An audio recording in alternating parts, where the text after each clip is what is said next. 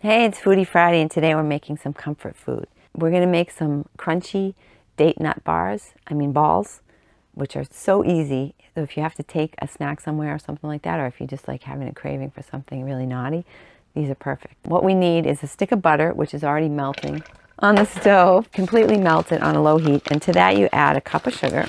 You know, some chefs have their stuff all measured out, but that's just so artificial, don't you find? Right now I just have it on a low heat to melt the butter, but you're going to turn it up to medium heat. So a stick of butter, a cup of sugar, and then you're going to add a half a cup of dates. These happen to be naturally fat-free, which we're about to fix by pouring them into a big vat of butter. It calls for a half a cup. I'm actually going to put in a little bit more because I feel like more dates is better, along with one beaten egg. So set around a little bit, pour that in with everybody else. And this is the only complicated part of the recipe, is that you actually have to now, you turn this up to medium heat, and you actually have to cook it until it gets thick. So that's like, you know, when you make fudge and they say to cook it to the soft ball stage and no one knows what the heck that is. That's what's happening here. You're going to cook it till it's thick. And basically, as soon as you put it in here, it seems thick, but it's not thick enough. So I've been cooking this at kind of a medium-low heat for about 10 minutes, and it's starting to change. Before, when it was bubbling, it was sticking to the sides, kind of like a cake batter would.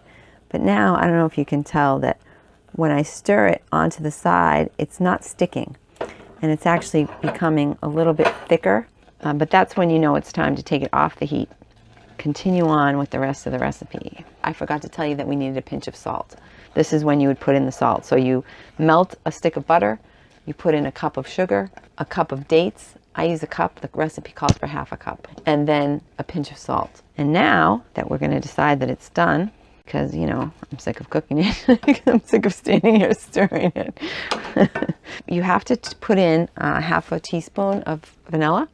We'll do that. This is 2 cups of Rice Krispies. So all I'm doing is stirring up my sticky mess to get the the pecans and the Rice Krispies all integrated with melted butter and sugar and vanilla and egg.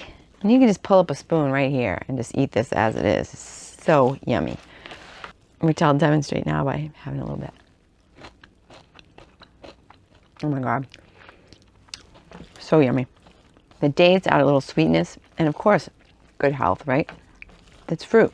The pecans, again, more health food. If this is really runny right now, it just means you didn't cook it long enough, but that's okay because you just need to wait before you form it into balls. It's just gonna take a minute before it's gonna set up.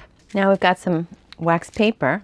Now we're just gonna dig in. Because it is a little warm still, you might wanna just wear like surgical gloves, but and you just make it into a little ball, and you make a whole bunch of little balls. And while they're still warm, you want to just take them and roll them around in the coconut. So this is really the pièce de résistance, because the coconut adds a little bit of chewiness on top of all the other yummy sensations that you have going on here. And these are just, if you like crunchy, chewy, yummy, sweet ingredients, you are going to love what are they called? Crunchy date nut balls. You're going to love crunchy date nut balls.